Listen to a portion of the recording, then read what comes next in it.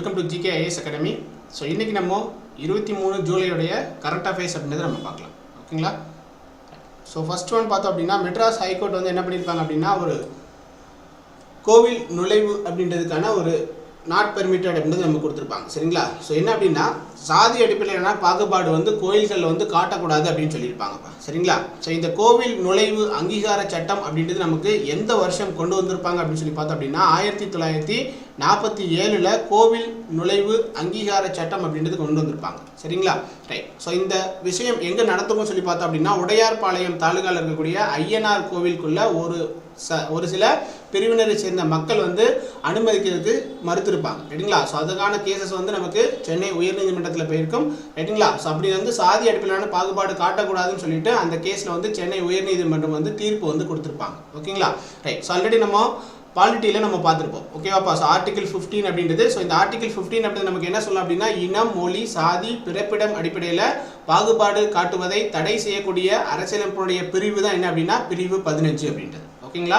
Right. So next one second one பாருங்க, journalism. சரிங்களா? So இதழியல், Chennai இதழியல் நிறுவனம் அப்படின்றது எந்த வருஷம் நிறுவப்பட்டது அப்படின்னு சொல்லி பார்த்தோம் அப்படின்னா 2013 நிறுவியிருப்பாங்க. ஸோ சென்னை இதழியல் நிறுவனங்கள் சட்டம் மூலமாக நிறுவியிருப்பாங்க. ஓகேங்களா? ஸோ இப்போ இந்த தமிழக அரசு என்ன பண்ணியிருக்காங்க அப்படின்னா 7.75 கோடி ரூபாய் இந்த சென்னை இதழியல் நிறுவனத்துக்கு நிதி வந்து ஒதுக்கீடு பண்ணியிருக்காங்க. அதுபோக 2 புதிய நபர்களையும் இந்த சென்னை இதழியல் நிறுவனத்துக்கு நியமிச்சிருக்காங்க. ஸோ அதில் யாரெல்லாம் சொல்லி பார்த்தோம் அப்படின்னா திரு ரவி அப்படின்றவங்கள இந்த சென்னை இதழியல் நிறுவனத்துடைய தலைவராக நியமிக்கப்பட்டிருக்கிறார். அதே மாதிரி ஏஎஸ் பன்னீர்செல்வம்.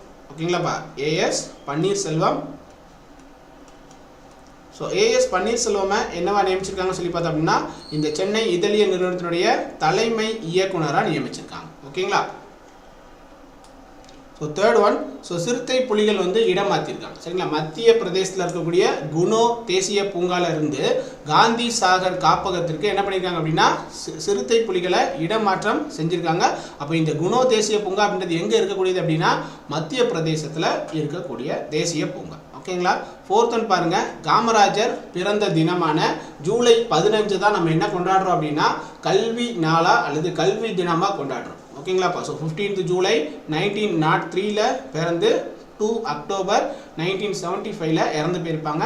ஸோ இவருடைய சிறப்பு பெயர்கள் தான் நம்ம என்ன சொல்லலாம் அப்படின்னா பெருந்தலைவர், தலைவர்களை உருவாக்குபவர், தட் மீன்ஸ் கிங் மேக்கர் அப்படின்னு சொல்லுவோம். கருப்பு காந்தி அப்படின்னு சொல்லிட்டு யாரை தான் சொல்கிறோம் அப்படின்னா காமராஜர் அவர்களை தான் சொல்கிறோம். ரைட்டுங்களா? அவருடைய பிறந்தநாளான ஜூலை 15 தான் நம்ம என்ன கொண்டாடுறோம் அப்படின்னா கல்வி தினமாக கொண்டாடுறோம். ஸோ தமிழகத்தினுடைய முதலமைச்சராக எந்த வருஷத்துலேருந்து எந்த வருஷம் வரைக்கும் ஸோ காமராஜர் அவர்கள் இருந்திருப்பாங்க அப்படின்னா 1954 1963 வரைக்கும் இருந்திருப்பாங்க.